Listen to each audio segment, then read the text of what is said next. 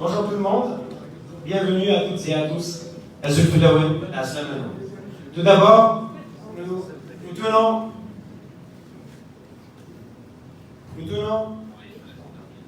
tenons à nous excuser par rapport au nombre de places.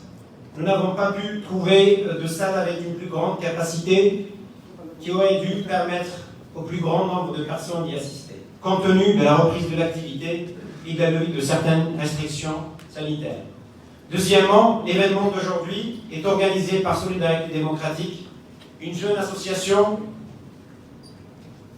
qui, jusqu'à présent, fait un travail remarquable et qui mérite toute notre considération.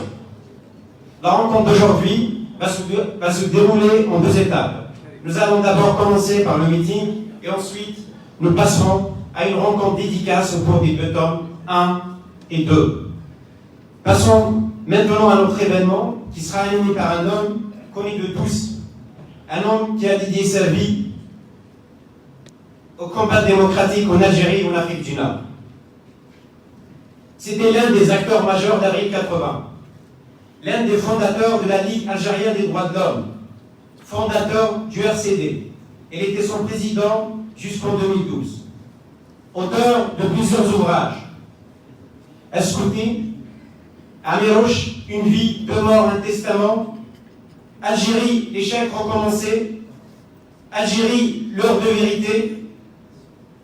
Révolution du 22 février, miracle algérien. Chérif Dam, chemin du devoir. Sans oublier ses mémoires publiées en plusieurs tomes, La guerre Converso, qui traite de 1947 à 1967, et La fierté conviatique, de 1967 à 87. Il y aura certainement un autre tome qui va traiter la période qui reste. Deux ouvrages que vous allez retrouver durant la deuxième partie de notre événement lors d'une rencontre efficace. Comme je l'avais dit avant, cet homme, vous le connaissez tous, c'est Dr Saïd Saadi.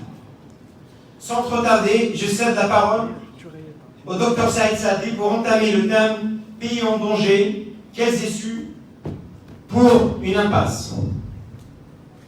Bon meeting à tous.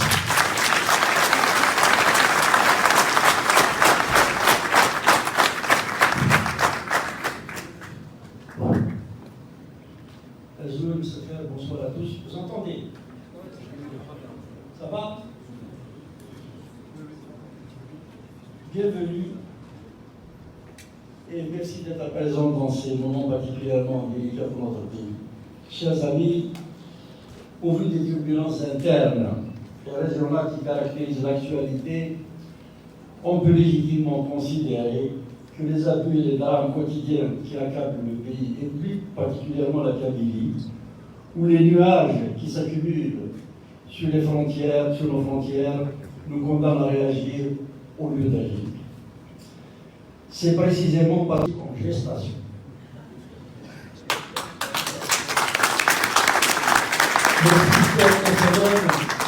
Le système FLN a les filiations fidèles. Les nostalgiques des temps bénis de la pensée unique ont repris la main. Leur argument est de nouveau martelé partout.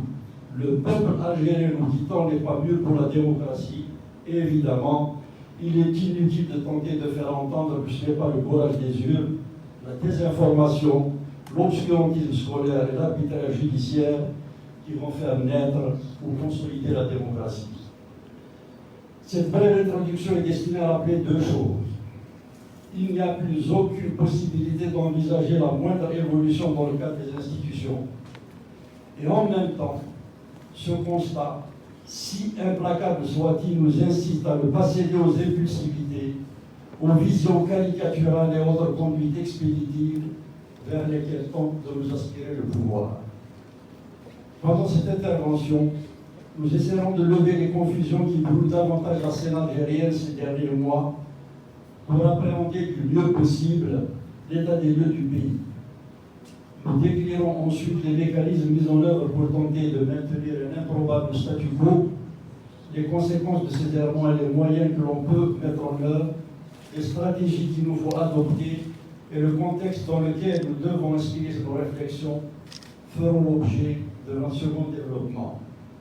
Parmi les contraintes qui handicapent l'Algérie, il y a bien sûr les questions relevant des privations de liberté et l'urgence sociale qui pèsent cruellement sur le quotidien de nos compatriotes, mais plus fondamentalement, la longue caporalisation idéologique qui a étouffé la pensée critique suivie de la décomposition morale à laquelle on assiste présentement sont d'abord et avant tout le produit de la faille originelle qui a piégé notre destin collectif.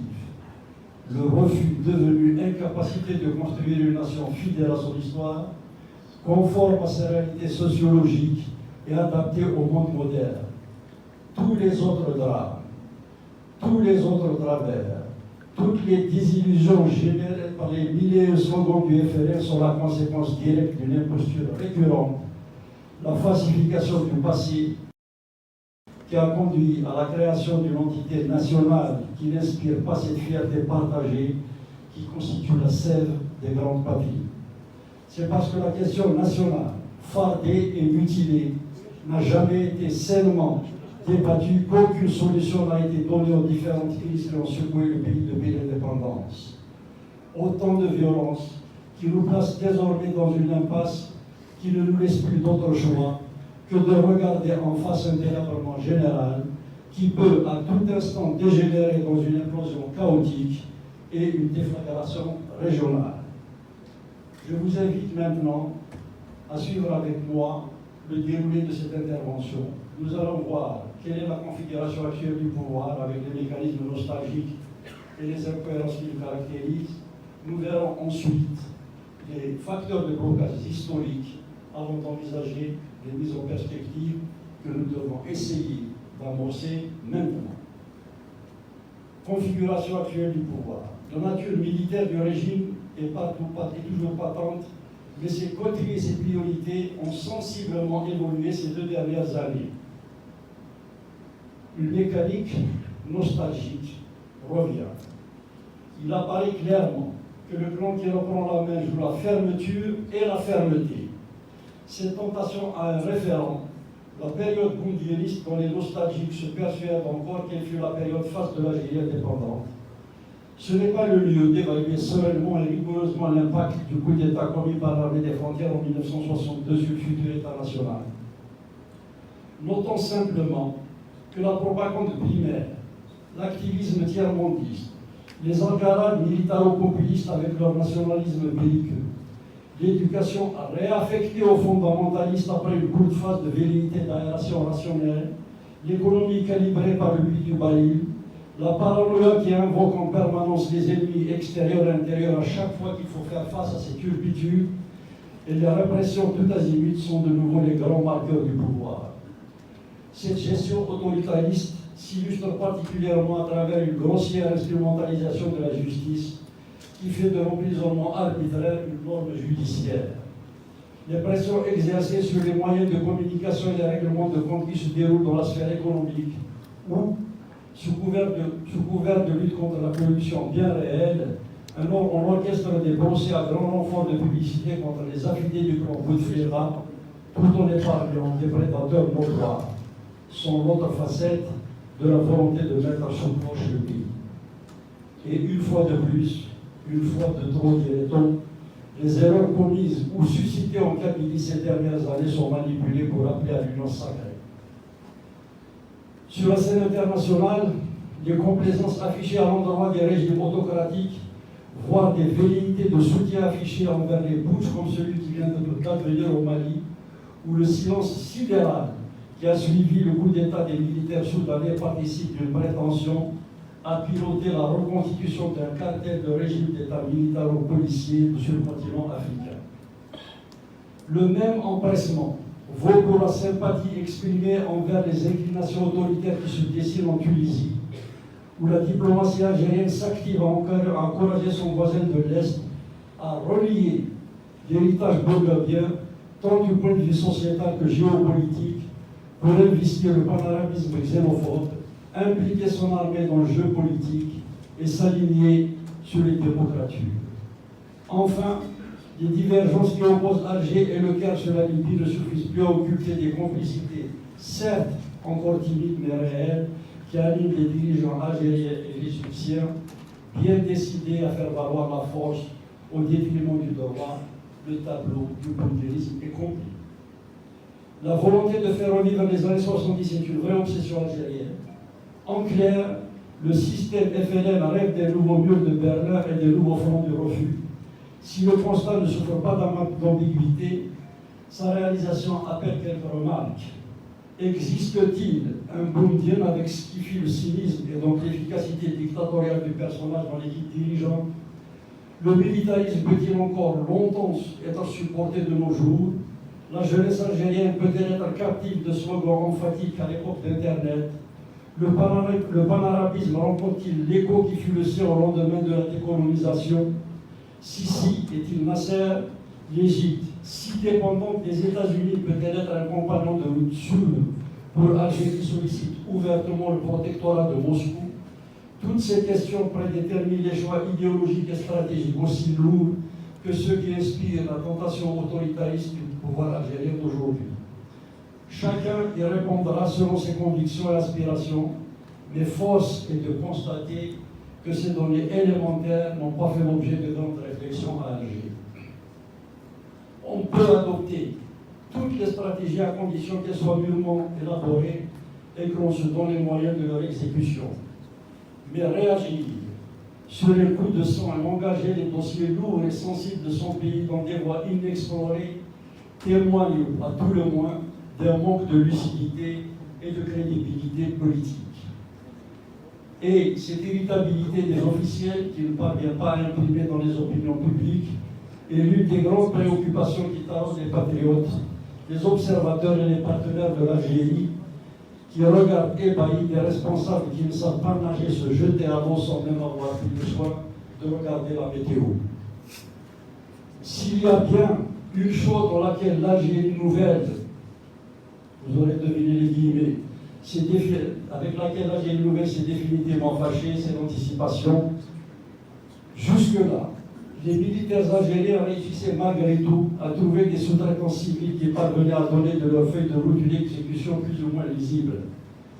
Nous ne sommes pas dans une crise paroxystique, mais dans une impasse où le risque de se déconstruire une idée nationale évanescente, parce que longtemps perfusée par le détournement de la symbolique de la guerre de libération et les devises des hydrocarbures. Ayant longtemps revendiqué un statut d'acteur garantissant la stabilité régionale, le régime algérien est subitement perçu par nombre d'analystes comme un agent acariâtre imprévisible. Regardons un peu les incohérences et le manque de cohésion qui marquent le Sahara aujourd'hui. Cette fuite en avant qui domine l'action politique et l'activité de gestion du pouvoir algérien peut donner à penser qu'elle fait l'unanimité. Rien n'est moins sûr.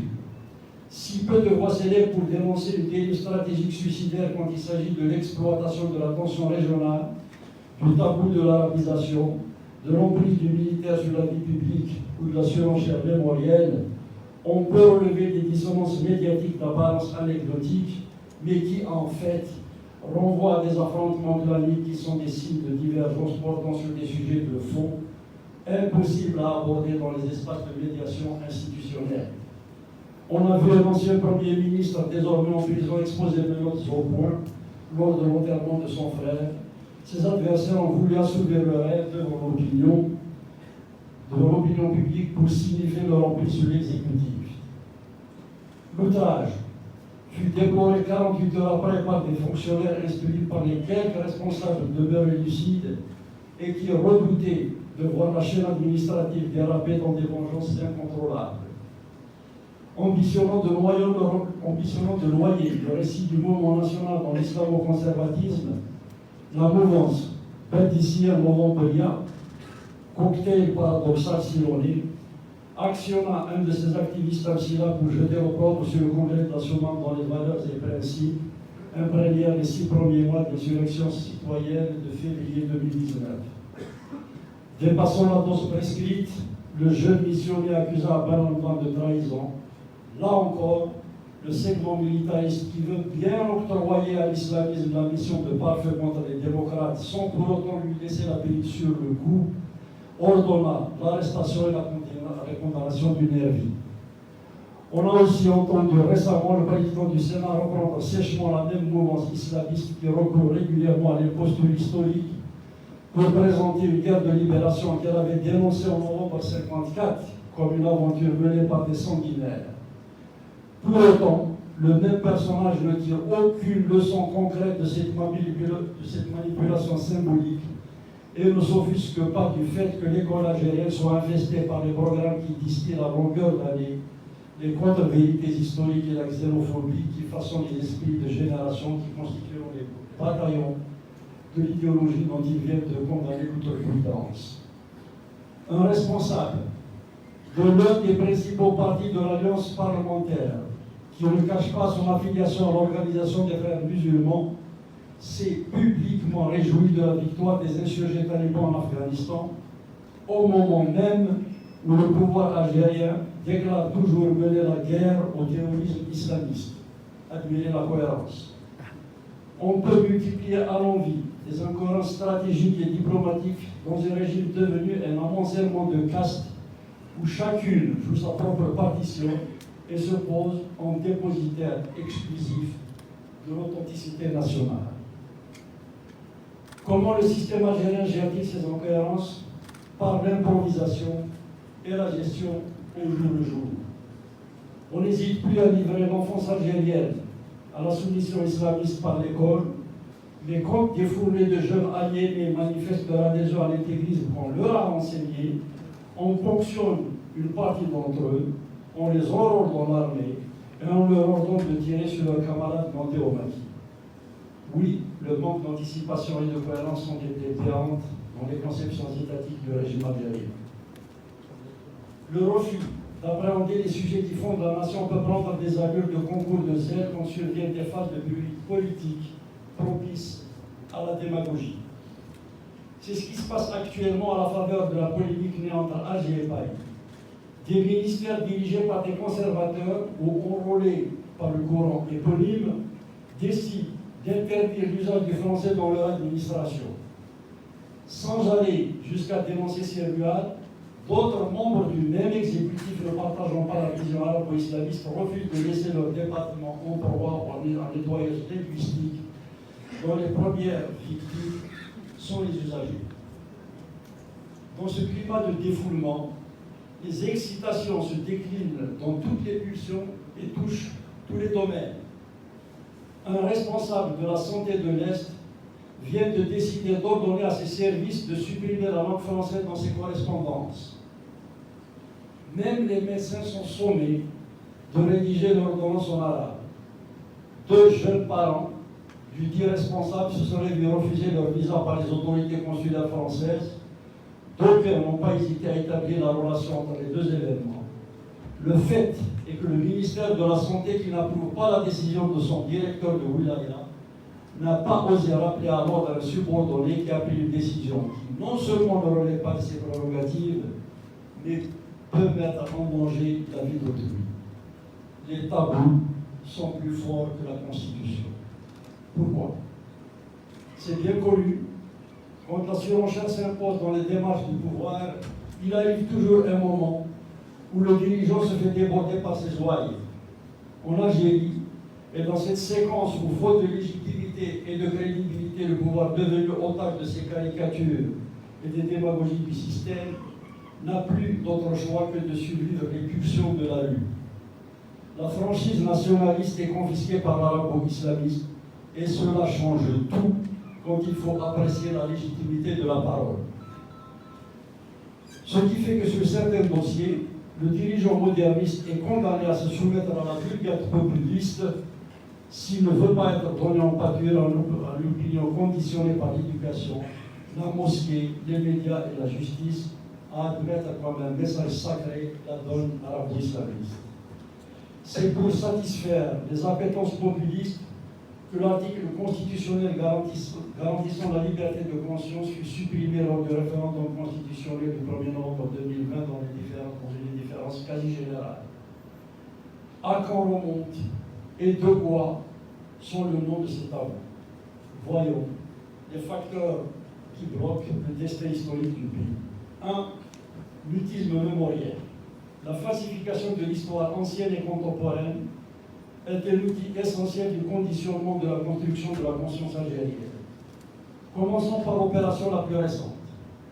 Le 26 octobre passé, on a entendu le président de l'association des anciens du Maroc dire, dans la foulée de la crise qui affecte les relations algéro-marocaines, que tout remontait à 1957, lorsque les membres de l'Istiqlal, partisans du Grand Maroc, voulurent remettre en cause les frontières héritées de la colonisation pour amputer l'Algérie de la partie sud-ouest de son territoire. En 2015, l'homme s'était déjà signalé en justifiant l'assassinat d'Abaramba. Mais une fois n'est pas coutume, on serait tenté d'adhérer aux propos de celui qui perpétue le primat de la violence mémorielle sur le quotidien politique. Même si les tentations hégémoniques du panarabisme est ancienne dans le mouvement national, du point de vue de la dérive institutionnelle, on peut effectivement dire que tout a commencé au Maroc, plus précisément à Tétouan en décembre 1957. L'assassinat de l'homme qui avait organisé les assises qui prônèrent la primauté du politique sur le militaire, de l'intérieur sur l'extérieur, et le rejet d'une monarchie ou d'une théocratie désormais révolue, fut et demeure le péché originel du système politique algérien. La réhabilitation du projet de l'État démocratique et social débattu et adopté en août 1956 reste la clé de voûte de toute construction nationale. À ce jour, pas un colloque universitaire, pas une initiative politique officielle destinée à appréhender ce drame qui hante le passé et le présent algérien n'a été organisé pour conjurer les démons de la violence et de l'opacité. Farouchement occulté ou cyniquement célébré, ce crime, par sa signification symbolique, ses résonances morales et ses conséquences politiques, enchaîne notre destin. Quelle nation, quelle société, quel État peut prétendre à la cohésion, à la pérennité et à la respectabilité avec des censures qui souillent la mémoire, mutilent le présent et donc fatalement hypothèquent l'avenir? Il ne s'agit pas, bien sûr, d'assouvir une haine ou de se laisser aller à la facilité des jugements posthumes.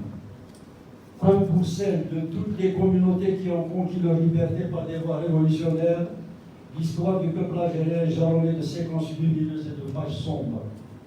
Il n'y a aucune raison de traumatiser les générations actuelles par les tragédies qui ont ensanglanté notre passé. Mais il y a une immense responsabilité à faire connaître à ces drames pour apprendre à nos enfants les chemins qu'il faut savoir éviter, y compris dans les périodes de grande turbulence politique, où la tentation de légitimer des décisions injustes peut gagner les esprits les plus avisés. Le détournement ou la violation de la mémoire est une ancienne manœuvre. En 1949, une scène décréta que la nation algérienne remontait au 7e siècle. Et aujourd'hui, on assiste à une entreprise effrénée de négationnisme concernant les crimes commis dans les années 90. Notre vécu collectif, avec ses nécessaires solidarités et ses exigences éthiques, est tributaire de notre capacité à lire notre réalité historique avec beaucoup de sagesse et autant de courage. Il peut paraître aujourd'hui oiseux de préconiser une lecture apaisée de notre histoire, récente ou ancienne, alors que le bateau Algérie prend haut de toutes parts. C'est pourtant de notre responsabilité à regarder notre passé en adulte que dépend notre destin. Tout vient et tout renvoie à cette histoire falsifiée, amputée, tourmentée. Quelles sont les inhibitions politiques et intellectuelles qui contribuent à ce blocage historique? La recherche académique est autant conditionnée par l'accès aux sources toujours verrouillées que par la clientélisation d'une grande partie de nos élites. L'indigence intellectuelle issue le verrouillage de l'accès aux archives et a des conséquences culturelles et sociales immédiates. La solitude de l'islamologue Saïd Jabraher, abandonné par l'université algérienne dans une affaire qui n'est pas sans rappeler celle de Galilée, renseigne sur le recul du savoir devant la sorcellerie. Le processus remonte à loin. L'éminent Mohamed Argoun fut chassé par un charlatan d'un colloque organisé dans son pays. La question du culte ne doit pas être désertée par un démocrate. Le musulman n'est pas obligatoirement un fondamentaliste. Et les intellectuels modernistes sont plus légitimes pour interpréter le Coran que les intégristes qui s'opposent au maître de l'exégèse.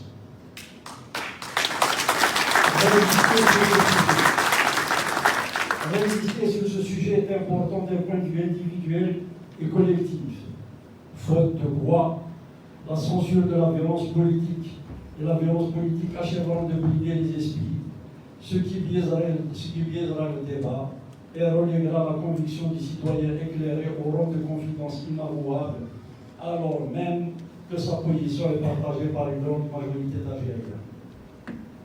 Les dernières polémiques qui ont conduit le pays à adopter des postures dont il ne maîtrise ni l'application stratégique ni les conséquences géopolitiques sont l'illustration caricaturale de l'étouffement de la parole publique. Au mois d'avril passé, un ministre du Travail et de la Sécurité sociale déclare que la France est l'ennemi traditionnel et éternel de l'Algérie.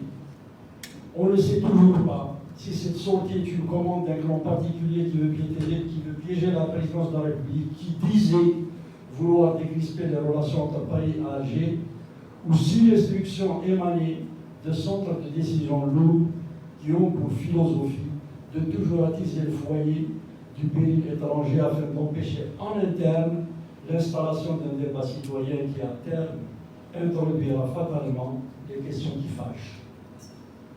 Non démenti par la présidence, l'indélicatesse eut le don de faire sortir de ses gonds la partie française qui proteste vigoureusement et décide de ne plus accorder à son vis-à-vis algérien le statut de mineur auquel on passe les caprices que l'on sanctionne sans état d'âme quand ils viennent de notre partenaire. La situation s'emballe et les clans algériens conservateurs s'engouffrent dans la brèche pour embrayer sur des aigreurs toujours vives, entraînant ainsi la présidence de la République dans son sillage.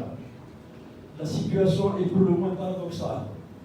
Ce sont des clans dont les parents peuvent n'avoir aucune fonction officielle qui impulse les polémiques politiques et diplomatiques que les institutions de l'État sont tenues de mettre en œuvre après coup. Pourquoi? On vérifie une fois de plus que les fondamentaux sur lesquels doit se construire la société ne sont pas toujours ceux que les institutions sont censées concevoir. En privé, et je peux vous le garantir, des dirigeants peuvent s'agacer de ces saillies démagogiques, mais en public, ils les avaleront comme ils ont avalé toutes les autres couleuvres portant sur mon registre. Il arrive souvent que les responsables se désolent de l'outrance de leurs subalternes auprès de leurs partenaires français sans pouvoir s'en démarquer publiquement, la surenchère victimaire primant la norme diplomatique. Ces attitudes un peu schizophréniques se retrouvent également dans l'univers intellectuel. Il n'y a rien de tel que la question kabyle pour bien pénétrer les labyrinthes de la pensée algérienne. Il y a des intellectuels non kabyles d'expression francophone qui n'adhèrent pas à la stigmatisation arabo-islamiste de cette région. Néanmoins, leur analyse sur ce sujet reste généralement conditionnée par une bien-pensance qui ne doit pas trop déroger au canon de l'uniformisme ambiant. On salue la Kabylie en tant que région qui construit le plus grand nombre de mosquées par habitant. On peut concéder qu'elle paya le plus lourd tribut à la guerre, mais il ne faut surtout pas assumer sa part de singularité qui, par essence, appelle à la reconfiguration politico-administrative du pays. Et quand l'actualité l'exige, on amalgame sans vergogne la revendication amazigh au radicalisme islamiste.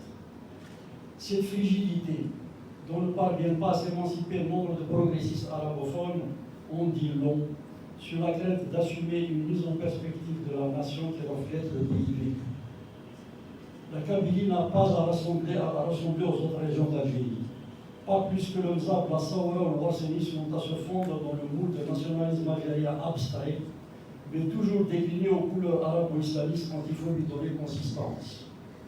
Comme de nombreuses nations, l'Algérie est plurielle, diverse, et la solidarité nationale sera étalonnée à l'aune de notre capacité à assumer, respecter et valoriser ces différences.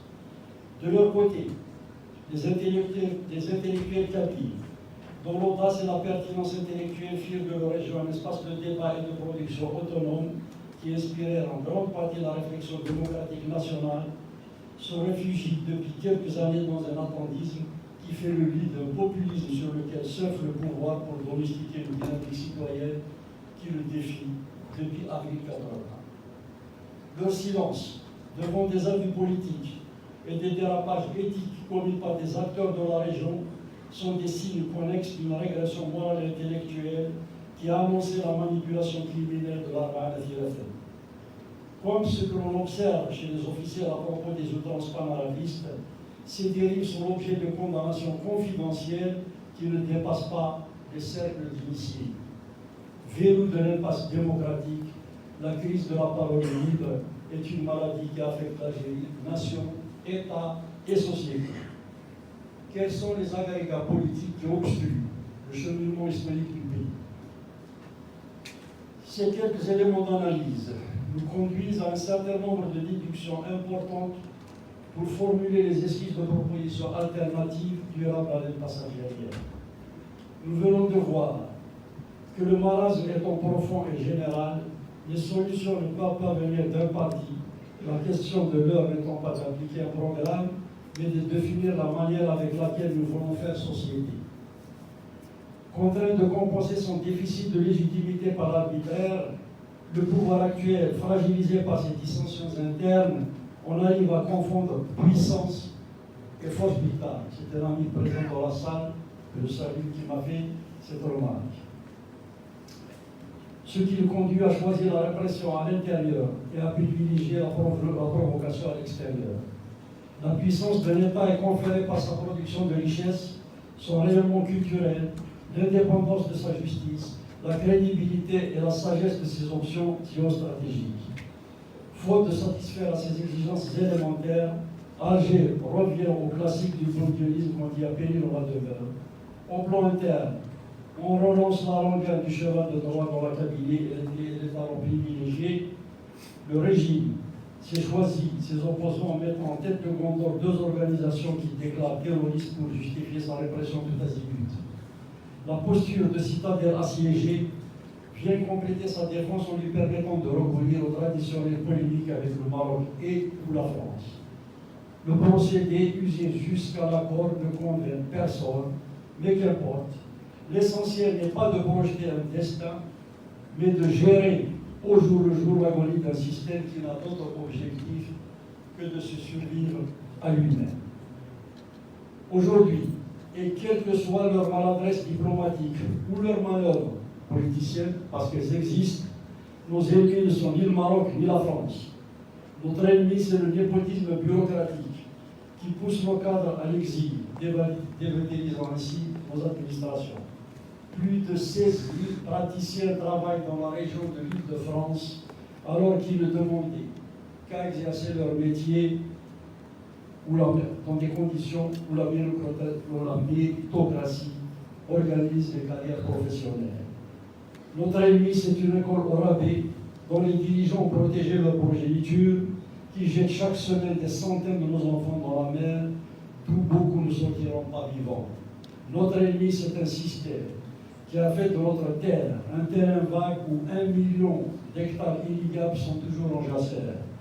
Nous n'avons ni la capacité, ni intérêt à cultiver ces attitudes donquichotesques où nous dilapidons nos maigres moyens financiers et nos ultimes énergies.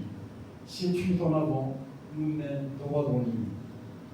Si nous voulons sortir de l'ornière, la problématique algérienne doit être appréhendée de façon rationnelle et exhaustive. Notre défi actuel est simple. Sécuriser une fois pour toutes la matrice démocratique dans laquelle doit se dérouler la compétition électorale et où la citoyenneté inviolable sera l'outil et la finalité de toute entreprise politique. Continuer à louvoyer avec cet impératif, c'est prendre le risque d'ajouter de la confusion et de la tension à une situation nationale déjà explosive. Nous avons tous ces réalités dans notre intimité. Nous avons le devoir de briser les autocensures castratrices et en même temps, si turbulence algéro-marocaine, on serait tenté de, dans cette période de turbulence algéro-marocaine, on serait tenté de dire surtout dans cette période.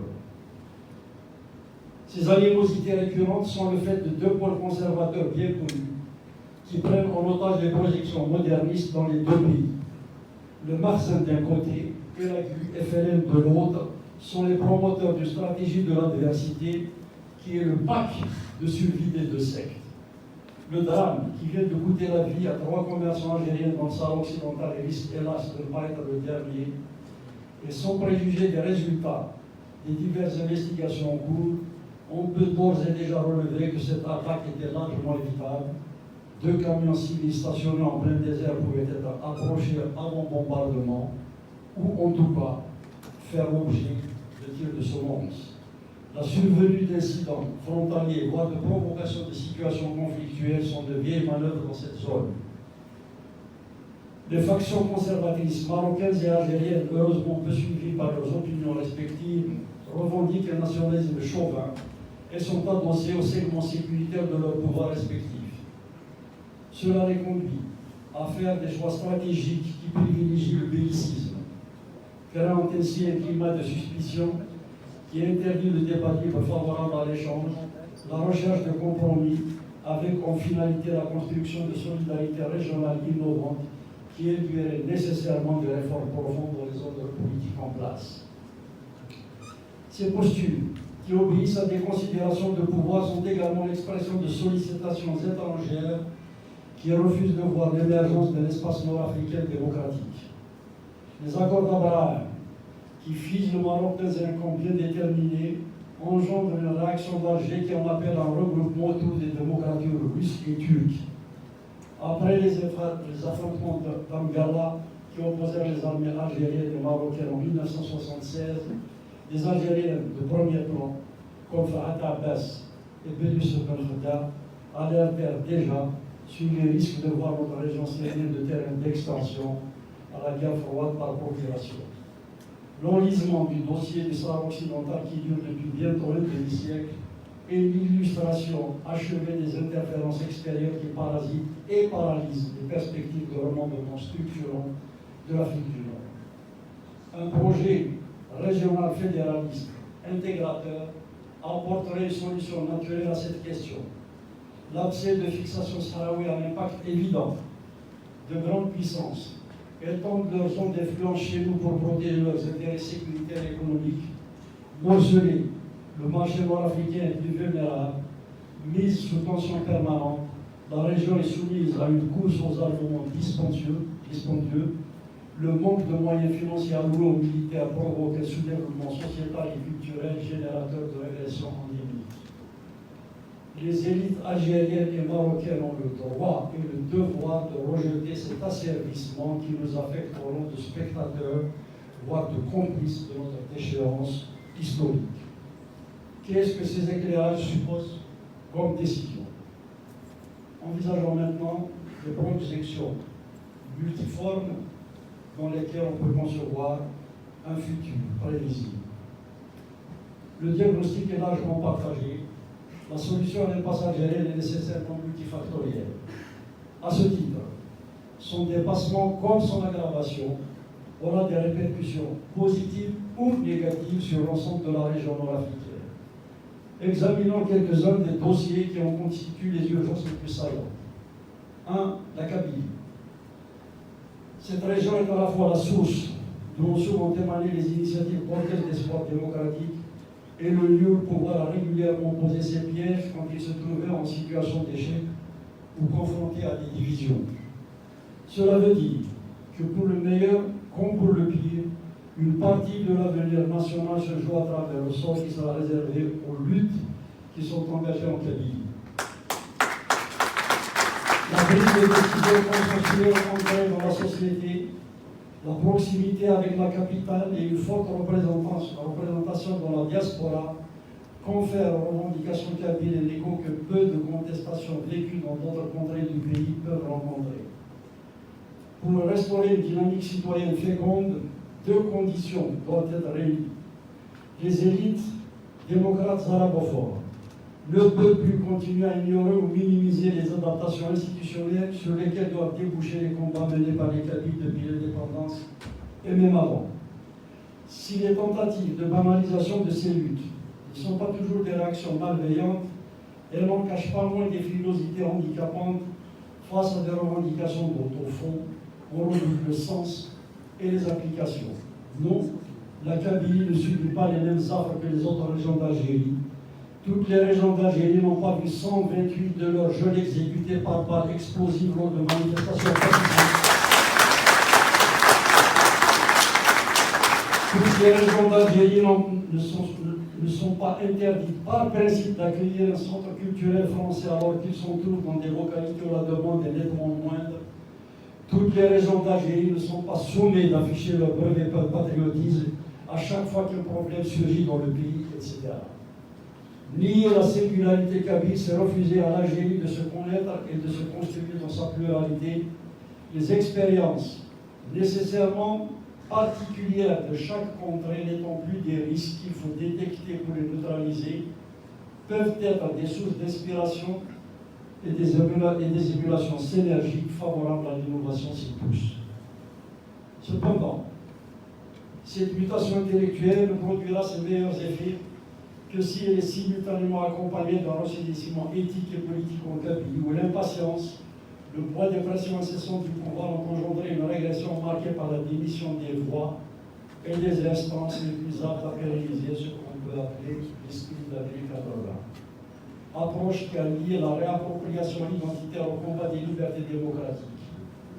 Réhabiliter cette région, dans cette région, la capacité d'échanger dans la tolérance, tout en portant une parole de qualité, est une urgence. Là encore, il faudra faire preuve de beaucoup d'imagination, car les universités qui furent le fer de lance de la contestation citoyenne ont atteint un tel niveau de délabrement organique et intellectuel qu'il serait vain de croire possible de réensemencer dans l'immédiat la pensée critique dans ces sites. C'est essentiellement à travers les comités de village que les actions les plus vertueuses doivent être enclenchées. Des initiatives citoyennes y sont déjà prises. Opérations de protection de l'environnement, création de cafés littéraires, programmes de solidarité sociale élaborés en collaboration avec la diaspora, projets d'utilité publique réalisés par des femmes. À ce propos, et pour la première fois depuis toujours, 2 femmes ont fait leur entrée dans cette instance, signe de la partie intellectuelle locale, un acte symbolique aussi capital et quasiment passé inaperçu. Il y a lieu de suivre ces mutations et de systématiser les opérations civiques qui se multiplient pour les transformer en dynamique de développement permanent, car ces cadres sont les lieux de libération sociale les plus viables. C'est grâce à ces structures que le festival Racontard est devenu un événement culturel de référence.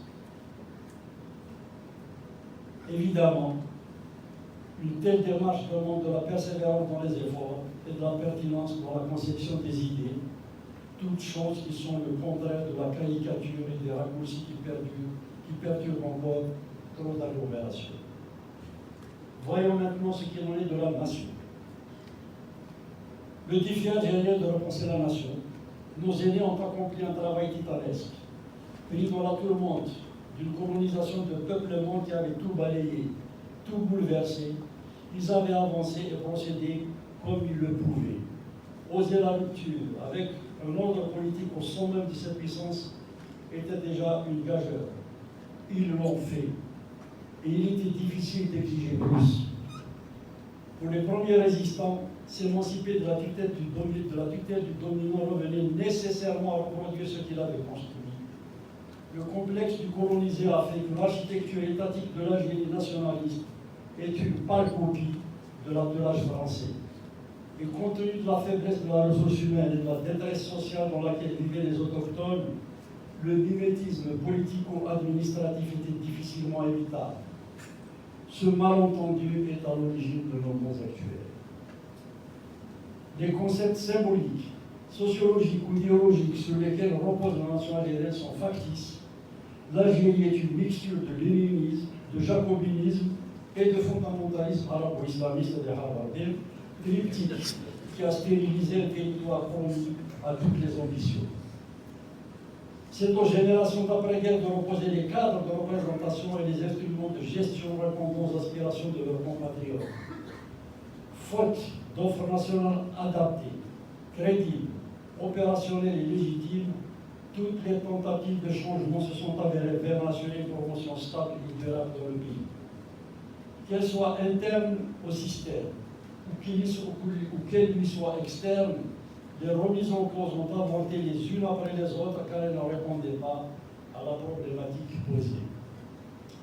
Le coup d'État de Boumedienne ne fut rien d'autre qu'une querelle de clans dont les visions étaient de la même veine. S'il avait réussi en 1967, celui de Sbili aurait produit les mêmes effets car il participait de la même conception du régime. L'arrêt du processus électoral en 1992 n'a fondamentalement rien réglé puisque l'islamisme qui asservissait le citoyen ne fut pas renié. Les mouvements alternatifs issus de la société civile ne connurent pas meilleur sort, exception qui confirme la règle avril 80. Le printemps berbère, qui pour une fois posait les bonnes questions, ne fut cependant pas en mesure de renverser le rapport de force, car ces paradigmes n'étaient pas entendus dans tout le pays. Circonscrit à la Kabylie pour l'essentiel, le projet de refondation nationale à l'île et Toronto resta une virtualité dont on allait se prévaloir plus tard, sans pour autant en assumer les traductions constitutionnelles auxquelles qu'il devait induire sur l'ensemble du territoire algérien. C'est l'incapacité à assumer concrètement les appels au changement qui a conduit à l'essoufflement de la révolution de février 2019. Le changement radical était revendiqué partout et sans équivoque. Ou dégage étaient les slogans repris à longueur de semaine dans les trois langues. À l'exception notable de la plateforme pour l'Algérie libre et démocratique, l'AFD, on serait bien en peine de trouver une autre proposition de mise en forme de l'insurrection citoyenne. Dès qu'il fallut engager la réflexion sur ce que cette explosion populaire inédite signifiait comme alternative sociétale et institutionnelle, les réflexes conservateurs reprirent le dessus, le refus du changement était palpable, la reproduction invariable de marche sans cadre ni objectif était l'aveu de la peur de la rupture à laquelle appelait la rue. Il n'y a pas lieu de se laisser aller au jugement des attitudes des uns et des autres, mais refuser de prendre acte de cette impuissance et qu'il faudrait accompagner les mobilisations citoyennes à venir à la défaite perpétuelle. C'est de la rue qu'est monté l'appel à la désobéissance civile. Ce sont les élites politiques, universitaires et syndicales qui ont condamné une montée en puissance des actions que normalement, naturellement, il leur revenait de proposer. L'insurrection citoyenne a fini par tomber dans le cimetière des souvenirs euphorisants parce que celles et ceux dont c'était le rôle et le devoir de la structurer n'ont pas su lui donner l'éclairage et le visage qu'appelait sa dynamique.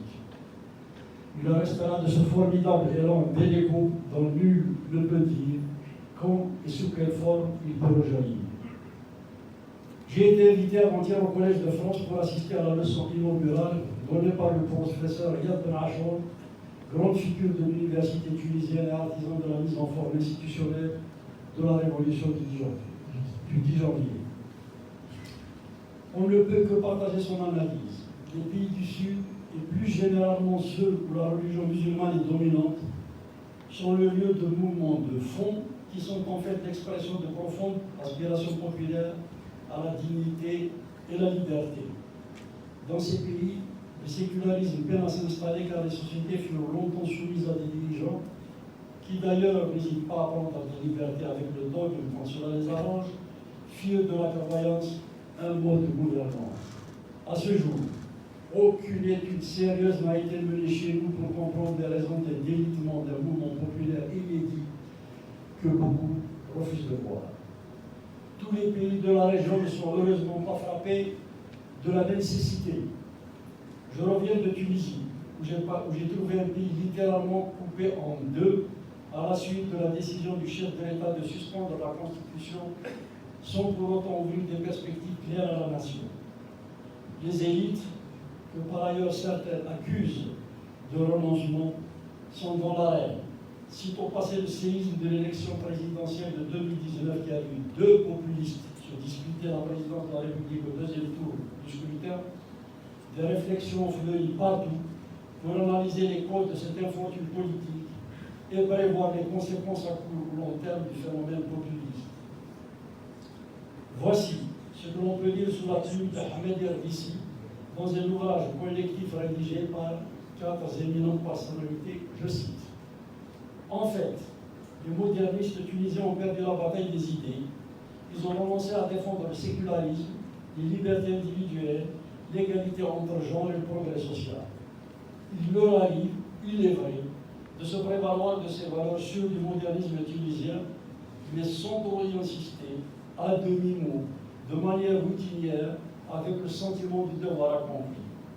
La frange amorphe, j'aime bien cette formule, du camp moderniste s'est particulièrement illustrée par un débit souverain pour le débat d'idées et une superbe indifférence aux questions de société. Aucune prise de position sur aucun sujet polémique. Au nom du réalisme politique, l'autre nom de l'opportunisme, elle a décidé d'entrer, d'appliquer intellectuellement avant de livrer bataille. Il n'est dès lors pas étonnant que le camp moderniste dans son ensemble soit pénalisé et qu'il paye le prix d'une pensée molle, érigée en politique sans pensée. En signant l'armistice, il a laissé le champ libre au camp d'en face, composé de forces antimodernistes qui veulent imposer leur vision de la politique et leur mode de vie. Fin de citation. Tout est dit. Si l'on devait comparer l'animation fiévreuse qui caractérise aujourd'hui la scène tunisienne et l'apathie qui s'est emparée de la scène algérienne, on trouverait certainement le propos de Hamadi Erdissi un peu sévère. Pour avoir longuement discuté avec les acteurs de la société civile tunisienne, j'ai vu des femmes et des hommes sur le pont se réunissant jour et nuit et intervenant sur les médias nationaux et étrangers pour alerter sur les risques de voir l'armée de leur pays. Ne l'oublions pas, la seule de la région est restée à l'écart de l'activisme politique, aspirée dans une aventure à haut risque. Mais les remarques de l'intellectuel tunisienne peuvent, dans le récit, être transposées aux élites algériennes. Combien de fois a-t-on entendu des intellectuels modernistes algériens renoncer au combat d'idées au moment où les fondamentalistes, alors en pleine collaboration avec l'état-major de l'armée de Gaïd Salah, les accusaient de vouloir souiller la révolution par l'idéologie. En renonçant à défendre le sécularisme, les libertés individuelles, l'égalité des sexes et le progrès social, ils ont eux aussi abdiqué intellectuellement avant de livrer la bataille. On a vu des Algériens de la frange amorphe du camp moderniste, partis de France, se réjouir d'avoir été acceptés à Alger par des islamo-conservateurs qui leur ont imposé l'ouverture de leur réunion par des récitations des versets coraniques. Bien vivre. On a vu aussi cette même frange s'indigner de ce qu'une poignée de citoyens demandent lors des manifestations hebdomadaires la vérité sur l'assassinat du journaliste démocrate Smaïl Ifsah et considérer comme légitime la même demande quand il s'agissait de l'islamiste Abdelkader Cheni. C'est bien cela perdre la bataille des idées. Tétanisés, des modernistes en sont même venus à conceptualiser le droit à la démission, au renoncement, voire au reniement. Quand l'un de leurs s'obstine à continuer, vaille que vaille, à assumer ses convictions, il est vilipendé en tant que clivant. L'adversaire n'a même pas interféré pour valider ses thèses, c'est la frange amorphe du camp démocrate qui fait la réclame de la légitimation, de l'hégémonisme, du conservatisme. Et en Algérie, un mensonge, une outrance proférée par un fondamentaliste est plus recevable qu'une vérité énoncée par un moderniste.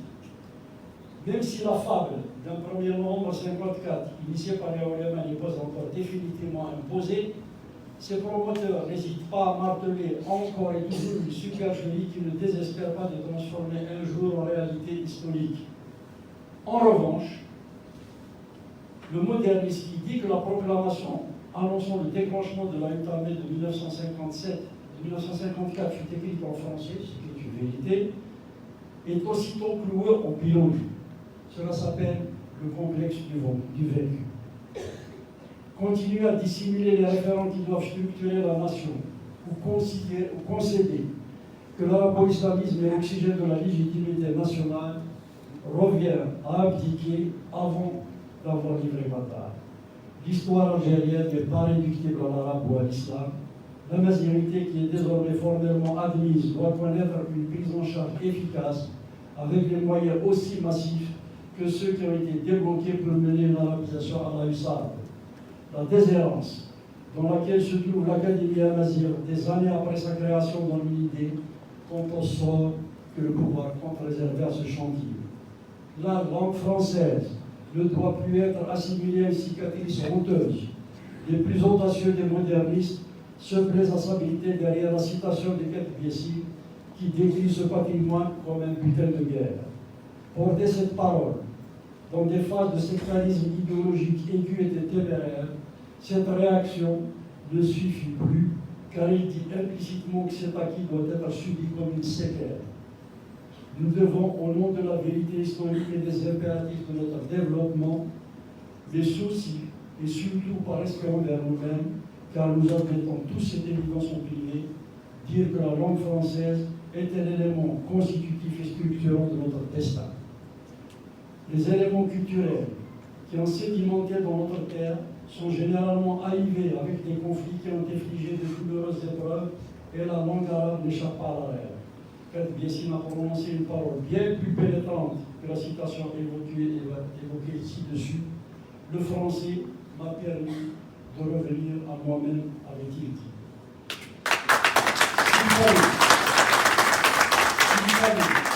S'il fallait un autre témoignage pour démasquer les turpitudes linguistiques qui minent l'Algérie, le voici.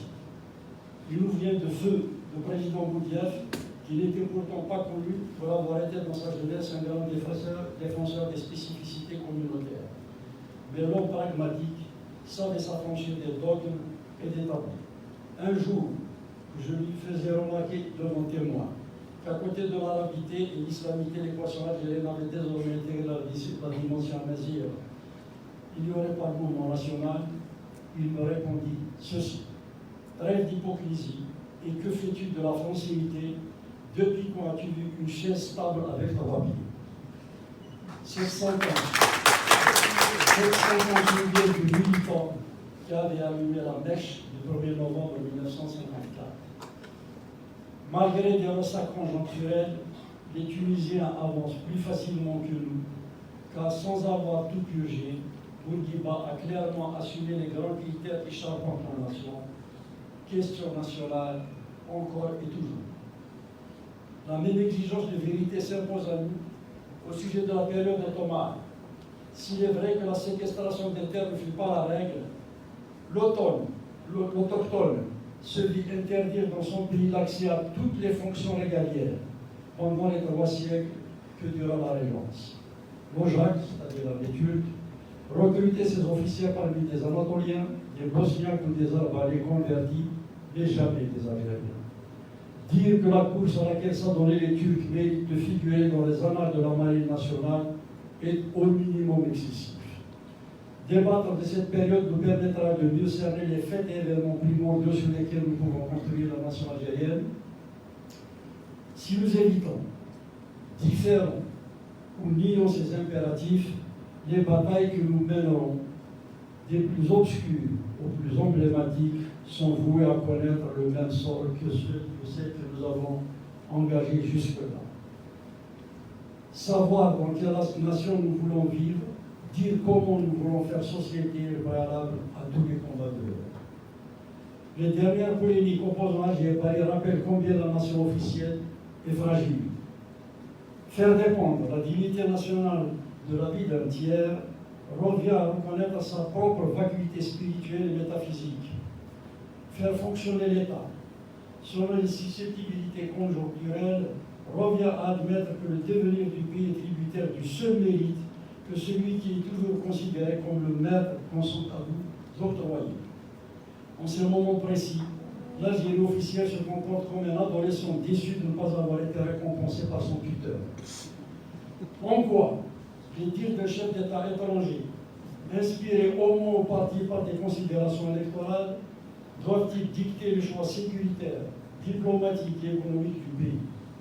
Vous ne voulez pas nous adopter? Vous préférez nos voisins? Vous nous donnez notre capacité à reproduire vos institutions? Eh bien, nous allons demander, j'ai mis le néocolonisé. L'imposer des considérations subjectives et objectives qui organisent la conscience nationale est aussi à l'origine des dissolutions d'entreprises a priori salutaires. Il en est ainsi de la si mal nommée Union du Maghreb arabe, UMA, construite sur des présupposés idéologiques et culturels faux. L'entité ne tardera pas à être rattrapée par ses inepties. Le maquillage inaugural Caracas face aux épreuves de la réalité et l'organisation sombra dans la paralysie avant d'imposer. Il est grand temps que les Algériens apprennent à vivre dans et avec leurs ancrages historiques. Il est grand temps aussi qu'ils arrêtent d'étalonner leur crédibilité en fonction du degré de ressemblance qu'ils espèrent se voir accorder par ceux qui les ont vaincus. L'Algérie n'est pas la France. Cette triviale évidence doit trouver sa traduction dans les schémas institutionnels conformes à notre histoire, nos ambitions politiques et notre génie culturel. Une fois établies ces bases, une fois réconciliés avec nous-mêmes, nous pourrons enfin nous faire entendre en tant qu'adultes. Quel est notre environnement naturel? Les analogies entre l'Algérie et la Tunisie illustrées par la citation d'Ahmed Yardissi rappellent une donnée première. Le défi démocratique ne peut être relevé que s'il est appréhendé au niveau régional. Les contraintes majeures qu'affrontent les trois pays sont globalement de même nature. Pandémie planétaire, l'islamisme avec les problèmes sécuritaires qui chahutent et affectent l'ensemble de la région, les grands enjeux économiques ne laissent aucune place au sectarisme nationaliste qui parcellarise la production et parasite le commerce. Des experts ont estimé depuis longtemps l'ampleur du manque à gagner engendré par l'absence de coopération régionale. Enfin, face aux grands regroupements qui s'opèrent autour des États-Unis, de la Chine et de l'Europe, les élucubrations actuelles qui agitent Alger et Rabat relèvent d'enfantillage dangereux où la courte vue risque d'hypothéquer l'avenir de générations condamnées à vivre dans un monde globalisé. À cause de la guerre froide, de la décolonisation qui avait survalorisé le panarabisme et de la dégradation de la vision politique qui a suivi le reniement de la plateforme de la Soumane, l'Algérie s'était crue obligée de fournir des gages permanents attestant de sa fidélité à la nation arabe. Cette posture l'a mené en certaines circonstances à afficher des attitudes radicales au détriment de ses intérêts. Il en fait ainsi du front du refus, à propos duquel quelques esprits téméraires avaient tenté de signaler la vanité. L'exaltation panarabiste est une rechute permanente et marquante de la surenchère diplomatique algérienne qui, en des occasions particulières, peut prendre des allures de provocation. On a vu récemment le pouvoir ordonner à l'équipe nationale de football de faire figurer sur ses moyens des symboles palestiniens. Il a fallu l'intervention de la FIFA pour mettre un terme au canular. Sur ce dossier comme sur d'autres, Alger affiche un archaïsme qui irrite jusqu'à l'autorité palestinienne, laquelle ne veut plus être otage de clans qui se disputent le pouvoir, ni être enfermée dans des chimères d'un tiers-mondisme suranné. Il y a bien deux territoires palestiniens, deux pouvoirs différents pour ne pas dire opposés, et le Moyen-Orient en général est entré dans une phase de reconfiguration historique dont il est bien difficile de prédire l'issue. Toutes ces évolutions géopolitiques laissent de marbre Alger qui reste rivé aux illusions des années 70. Pourtant, la perspective de la Fédération nord-africaine avait eu une réalité tangible dans les mouvements de libération des trois pays, et leurs textes fondateurs en sont largement imprégnés. La proclamation du 1er novembre, la plateforme de la Soumane ou la conférence de Tanger d'avril 58 comportent des marques clairement revendiquées. C'est alors à l'ambition de Tamazra que la génération d'après-guerre doit reconnecter sa réflexion. Naturellement, les enjeux européens du XXIe siècle appellent à pondérer les dogmes et référentialités des années 60. Le mur de Berlin est tombé et le panarabisme qui a embrasé les imaginaires populaires est supplanté par un islamisme revanchard. L'homme nord-africain aspire lui aussi à vivre dans un monde organisé par la révolution numérique, mais il veut également garder sa part d'humanité singulière en sauvegardant la mémoire qui a concilié son vécu individuel et collectif. Est-ce un hasard si de Tripoli à Rabat, en passant par Tunis et Alger, des jeunes dont on pouvait penser qu'ils avaient été coupés de leurs racines, arborent fièrement l'emblème Mazir. Je salue d'ailleurs son fondateur, il est quelque part parmi nous ici. Bonjour les œufs. On observe alors au passage que c'est en Algérie où fut conçu cet attentat que la répression s'est abattue sur ceux qui le portent, alors qu'il ne suscite aucune réaction d'hostilité auprès des auteurs des autres pouvoirs de la région. La fébrilité du nationalisme algérien n'a d'égal que l'on fasse qui le proclame. Une fois de plus, c'est de l'extérieur des institutions et par le ressourcement historique que l'alternative démocratique se manifeste. Il convient maintenant de faire de cette aspiration une réalité. Longtemps considérée comme un doigt surnuméraire du monde arabe qui, au gré des crises et des circonstances, sont accommodés, sont agacés ou la méprisés, l'Afrique du Nord a vocation à devenir la première matrice démocratique en terre d'islam. Les trois pays que sont la Tunisie, l'Algérie et le Maroc constituent un trio qui peut aisément agréger d'autres contrées comme la Libye ou la Mauritanie. Il y a bien un sous-continent nord-africain historiquement stable, géopolitiquement crédible, économiquement viable et culturellement fécond. Quelle mise en œuvre? Les développements qui ont précédé cette analyse montrent que l'impasse algérienne affecte l'entité nationale dans son ensemble. Son dépassement exige une lecture impossible à faire dans les cadres institutionnels. Néanmoins, il faut autant que faire se peut éviter d'entrer en conflit ouvert avec le pouvoir. Diviser, isoler et fragiliser, les responsables sont partis pour commettre d'autres erreurs et fautes. La démarche la plus adaptée pour les patriotes républicains est de lancer le débat en dehors des fenêtres officielles.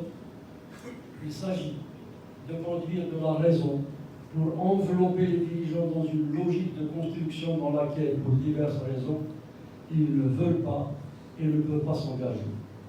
La réanimation du débat libre est une urgence et un préalable à la refondation nationale. Comment, où et avec qui programmer, c'est possible.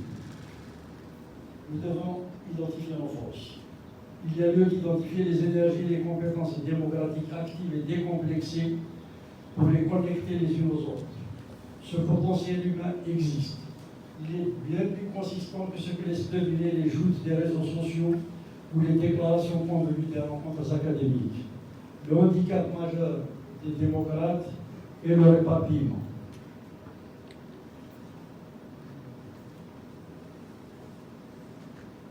La grande priorité est donc de remédier à cet émiettement en rappelant le minimum qui rassemble ce camp. Une meilleure visibilité de l'ensemble des acteurs modernistes aidera à mieux évaluer les rapports de force avant de prévoir des confrontations avec les autres courants. Cette apparition collective donnera une nouvelle impulsion au combat citoyen. Les éléments de légitimation d'une cause dépendent aussi de l'adhésion collective qui la porte. On entend déjà la frange amorphe du camp démocratique s'émouvoir ce qu'il adviendrait de ceux qui refusent d'inscrire leur démarche dans un espace politique balisé par les principes démocratiques. Une première réponse est de dire que chacun doit assumer les conséquences de ses paroles et actes. Mais restons positifs. S'il s'avère qu'une communauté désire librement et majoritairement de vivre dans une société soumise à des dogmes incompatibles avec les valeurs démocratiques, elle doit pouvoir le faire, à condition qu'elle ne les impose pas aux autres. Il y a pléthore de nations où des communautés ou des États vivent sous des régimes juridiques différents. Les débats servent aussi à regrouper les citoyens pour trancher ce genre de choix. Par ailleurs, ces regroupements de nationaux doivent simultanément s'accompagner de la mise en relation avec les personnes acquises à la démocratie dans les trois pays. Des collaborations associant des catégories partageant des intérêts spécifiques peuvent aider à la réactivation d'une dynamique citoyenne plus globale. Il convient néanmoins d'insister pour dire que dans le cas algérien, les organisations officielles ne peuvent en aucune façon assumer une alternative dédiée à l'instauration d'un échange autonome. De quel lieu peut-on lancer ces initiatives? La libre expression est désormais sévèrement réprimée en Algérie, ce qui d'ailleurs donne encore plus de mérite à celles et ceux qui comptent y maintenir un souffle d'expression indépendante. Néanmoins, ce constat impose une évidence. Dans l'immédiat, un développement efficient de la revendication démocratique ne peut se faire qu'à partir de la diaspora. Outre la répression qui sanctionne toute parole dissonante, l'exode massif de ces dernières années fait qu'une partie essentielle de la ressource humaine algérienne se trouve en Europe ou en Amérique du Nord, plus spécialement au Québec pour ce qui concerne ces dernières zones. Par ailleurs, les 3 pays comptent dans ces 2 continents des communautés importantes qu'il est possible de faire parler entre elles, faute de leur avoir permis d'échanger à partir de leur pays d'origine. Ce n'est pas la première fois que dans notre histoire contemporaine, l'immigration algérienne amorce ou relaie de façon décisive les luttes émancipatrices. La crainte de l'accusation de collusion avec l'étranger qui inhibe les modernistes témoigne d'un état d'esprit acculé à la défensive par les propagandes de leurs adversaires. Les officiers fraient avec des partenaires étrangers peu recommandables. Les islamistes participent à des conférences avec des congénères de toute nationalité sans susciter de remarques particulières. Les démocrates tunisiens, algériens et marocains ont intériorisé l'idée que leur solidarité est douteuse, sinon sacrilège. S'affranchir de ces inhibitions est une manière de conférer sa légitimité à son propre combat. Les Espagnols ou les Portugais, pour rester dans les oppositions méditerranéennes qui ont abouti, ont préparé leurs alternatives démocratiques en Europe du Nord. Une fois devenue visible, la mouvance moderniste devra gagner à sa cause les élus binationaux et occuper la scène internationale pour sensibiliser les forces démocratiques susceptibles d'apporter aide et assistance.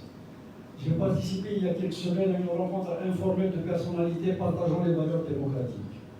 Toutes étaient acquises à l'idée de prendre pied sur son fédérateur qui agrège les volontés et les énergies modernistes pour l'instant éparpillées. Il s'agit de relégitimer ce que l'on désigne sous le terme générique de projet sous-marine. J'ai entendu à quelques nuances près les mêmes attentes et demandes dans les villes où j'ai été invité à des séances dédicaces à l'occasion de la sortie des 2 tomes de mes mémoires. L'idée d'en appeler à la conscience nationale à travers un appel solennel fait son chemin, mais j'ai surtout retenu qu'une conférence nationale de la diaspora était une urgente nécessité à laquelle doivent s'atteler les patriotes. C'est là une idée qu'il faut impérativement faire vivre. Il serait d'ailleurs souhaitable d'associer à ces préparatifs nos frères tunisiens et marocains afin qu'ils initient de leur côté la même entreprise.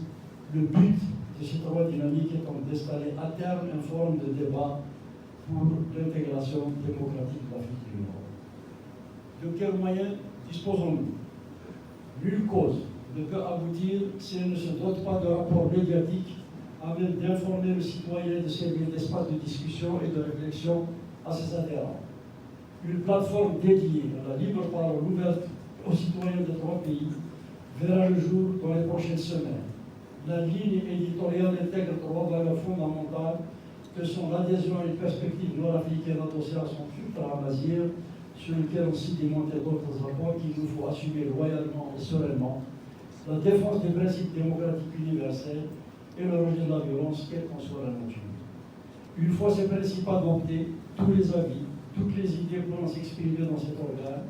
La bataille de l'opinion passe par la mise à disposition des patriotes d'un instrument à la mesure de leur projet.